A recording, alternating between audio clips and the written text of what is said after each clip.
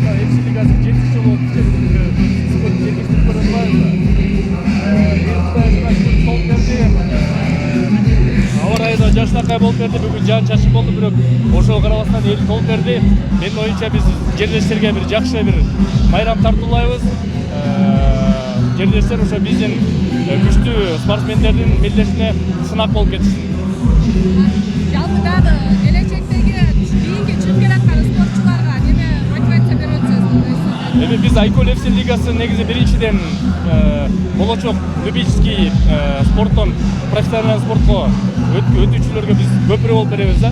Ошо көпүрө болуп туруп биз буларды дүйнөлүк уровеньге чыгарганга аракет кылабыз. Себеби биздин профессионалдуу лига Айкөл FC Шердокко аккредитация болгон. Ошол себептен спортсмендерге дагы көбүрөөк мүмкүнчүлүктөр түзөбүз. Андан тышкары биз пландап атабыз Кыргызстандын ар бир регионунан ушундай бир турнир өткүзөлү депчи. Кудай буйрса бул турнирдин баарын Кыргызстандын ар бир жергесинде жылда бир жолу өткөрсөк,